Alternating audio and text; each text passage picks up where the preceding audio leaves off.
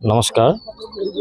আজি এটা পবিত্ৰ দিন যে আমি আজি সমাগত পঞ্চায়ত নিৰ্বাচন 2025 আমাৰ ইতিমধ্যে আমাৰ 7 মে তাৰিখে অনুষ্ঠিত হ'ব গৈ আছে। আমি 7 মে তাৰিখে সকলোৱে একেলগে সুৰক্ষিতভাৱে ভোট প্ৰদান কৰিম বুলি আজি ৰাইজ ওলাই আহিছে। আমাৰ লগত ৰাইজ ওলাই আহিছে।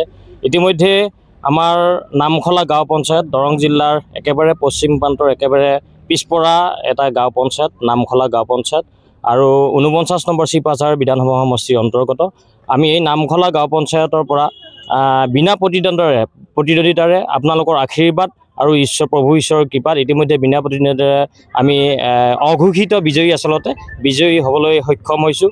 এয়া সকলোৰ বাবে সকলোৰে আচলতে আশাৰ ৰেঙনি বুলি ক'ব লাগিব। আজি মৃদুল কলিতাৰ জয় নহয়, আজি নামখলাবাসীৰ জয়, আজি ৰাইজৰ জয়। গতিকে এইখিনি মই আশীৰ্বাদ হিচাপে লৈ আমি অনাগত এই 5 বছৰত ৰাইজৰ প্ৰতিনিধি হিচাপে ৰাইজৰ সেৱক হিচাপে কাম কৰিবলৈ আগবাঢ়িম। তাৰ লগত আমাৰ ৰাইজ থাকিব। ইতিমধ্যে 7 মে তাৰিখে আমাৰ যি নিৰ্বাচন হ'ব, এই নিৰ্বাচনত যিসকল প্ৰাৰ্থী আমাৰ ভাৰতীয় জনতা পাৰ্টীৰ আগ্ৰহ প্ৰকাশ কৰি আমাৰ ভাৰতীয় জনতা পাৰ্টী আকৃষ্ট হৈ যিসকল আমাৰ কাৰ্যকৰ্তা ইতিমধ্যে সদস্য হিচাপে গাঁও পঞ্চায়তৰ সদস্য হিচাপে তেওঁলোকে আগবাঢ়ি আহিছে ইলেকশ্যন খেলিবলৈ। সদস্য হিচাপে তেওঁলোকক মোৰ ফালৰ পৰা আন্তৰিক শুভকামনা জ্ঞাপন কৰিছোঁ। আৰু আমাৰ যি জিলা পৰিষদৰ আচলতে ইতিমধ্যে নিৰ্বাচন আপোনালোকে গম পাইছে। জিলা পৰিষদত আমাৰ ডেমুনৈ টেঙাবাৰী 1 নম্বৰ ডেমুনৈ টেঙাবাৰীৰ জিলা পৰিষদৰ এগৰাকী প্ৰাৰ্থী আচলতে সমাজকৰ্মী, তেখেত খুব ধুনীয়া ব্যক্তি এগৰাকী। গতিকে তেখেত হেমন্ত কুমাৰ ডেকা, তেখেতো ইতিমধ্যে আপোনালোকে গম পাইছে, আপোনালোকে প্ৰচাৰ মাধ্যমে গম পাইছে যে সকলোতে তেখেতৰ জয় মই। গতিকে সকলোতে তেখেত আগবাঢ়ি আছে, বিপুল ভোটত তেখেতো আগবাঢ়িব। গতিকে আমি যাতে জিলা পৰিষদ আমাৰ বিধায়ক মহোদয় আছে ইতিমধ্যে ডক্টৰ পৰমানন্দ ৰাজবংশী এগৰাকী জনপ্ৰিয় বিধায়ক, আৰু তেখেতৰ কাৰ্যকালত তেখেতৰ ভোট দিব নাপাওঁতেই ইতিমধ্যে তেখেতে আমাৰ 5টা জিপি যি আমাৰ একেবাৰে অতিকে পিছপৰা কলাগাঁও সমষ্টিৰ 5টা জিপি চামিল হৈছে আমাৰ যি ডিলিমিটেশ্যনৰ পিছত, আৰু তেওঁ এই কামত হাত দিছে। তেখেতে উন্নয়নৰ যাত্ৰা আচলতে অব্যাহত ৰাখিছে আমাৰ এই 5টা জিপিত। গতিকে তেখেতলৈ আমি ধন্যবাদ জ্ঞাপন কৰিছোঁ। আমাৰ সাংসদ মহোদয় আছে দিলীপ শইকীয়া ডাঙৰীয়া, তেখেতক আমি এই মুহূৰ্তত আমি আচলতে তেখেতকো ধন্যবাদ জ্ঞাপন কৰিছোঁ। তেখেতকো আমাক মাৰ্গদৰ্শন কৰে। ইতিমধ্যে আমাৰ খটৰা সত্ৰত আজি 3 দিন হ'ল, 3 দিন আগতে আপোনালোকে গম পাইছে মুখ্যমন্ত্ৰী ডক্টৰ হিমন্ত বিশ্ব শৰ্মা, জনপ্ৰিয় মুখ্যমন্ত্ৰী, আমাৰ মাৰ্গদৰ্শক, তেখেতে আহি ইতিমধ্যে জনকল্যাণমূলক আঁচনি কেইবাটাও ঘোষণা কৰিছে আমাৰ পথৰুঘাটৰ আমাৰ খটৰা সত্ৰত। অতিকে আমাৰ ঐতিহ্যমণ্ডিত আমাৰ ঠাই এই খটৰা সত্ৰত। গতিকে পিছৰ পৰ্যায়ত আমি তেখেতসকলৰ মাৰ্গদৰ্শনত আমি আগবাঢ়ি যাম। গতিকে আপোনালোকৰ সহায় সহযোগিতা মই কামনা কৰি আজিৰ এই যাত্ৰাত আপোনালোকৰ সহযোগ যি কৰিলে তাৰ কাৰণে আপোনালোকক পুনৰবাৰ অভিনন্দন জনাই সকলোকে নামখলাবাসী অসমবাসীক মোৰ বহাগ বিহুৰ আন্তৰিক শুভেচ্ছা জ্ঞাপন কৰি মই আহিবলগীয়া দিনকেইটা যাতে ৰাইজৰ লগত থাকিব পাৰোঁ, ৰাইজৰ সেৱা কৰিব পাৰোঁ। আচলতে ইতিমধ্যে মই কেইবাখনো বিহু মঞ্চত গৈছোঁ আৰু ৰাইজৰ ওচৰলৈ গৈছোঁ।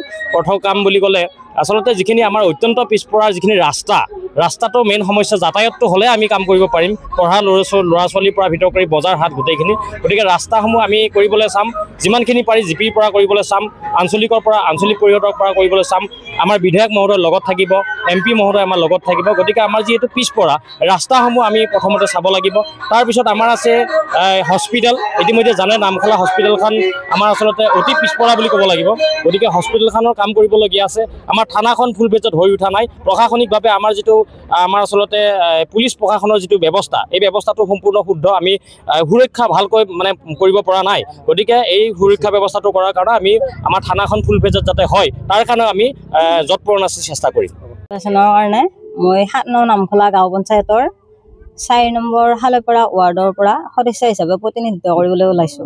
মোৰ ছবি এৰোপ্লেনৰ, তাত যাতে সকলোৱে ৰাইজে সহযোগিতা কৰি ভোট দি মোক জয়যুক্ত কৰে। ৰাইজলৈ বহাগ বিহুৰ শুভেচ্ছা যাচিছোঁ। আমি এইবেলি 7 নম্বৰ নামখলা গাঁও পঞ্চায়তৰ পৰা আমাৰ এটা নিৰ্দলীয় প্ৰাৰ্থী হিচাপে আমি প্ৰতিনিধিত্ব আগবঢ়াইছোঁ। মোৰ 6 নম্বৰ বৰংগাবাৰী ৱাৰ্ডৰ পৰা মই প্ৰতিনিধিত্ব আগবঢ়াইছোঁ। এখেত অৱন্তী হাজৰিকা, এখেতে 4 নম্বৰ হালৈপাৰা ৱাৰ্ডৰ পৰা প্ৰতিনিধিত্ব আগবঢ়াইছে। আৰু আমি সকলো নিৰ্দলীয় যদিও আমি নিৰ্দলীয়ভাৱে আমি টীম গঠন কৰি লৈছোঁ।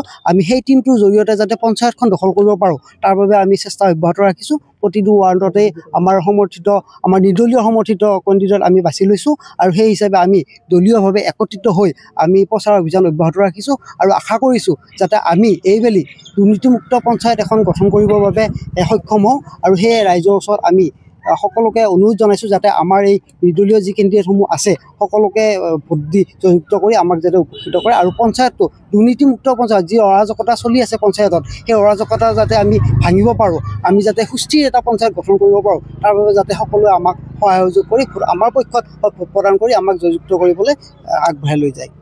ৰহমান মই খালেবা গাঁৱৰ মানুহ খালেবা বাসিন্দাও মই নামখলা পঞ্চায়তৰ প্ৰতিনিধি হৈ মই প্ৰচাৰ অভিযান চলাইছোঁ গতিকে নামখলা পঞ্চায়তৰ খালেবা ৱাৰ্ডৰ 4 নম্বৰ ৱাৰ্ডৰ অমন্তি কলিত হাজৰিকা আমি সমৰ্থন জনাই ৰাইজৰ সহযোগত আমি আগবাঢ়ি আছোঁ লগতে এই আমাৰ যি 10টা ৱাৰ্ড আছে নামখলা পঞ্চায়ত সকলোতে আমি যোগদান কৰিছোঁ সকলোকে আমি বিপুল ভোটত নি দুৰ্নীতিমুক্ত পঞ্চায়ত গঢ়াৰ কাৰণে চেষ্টা কৰিছোঁ সেইখিনিকে মই ক'ম।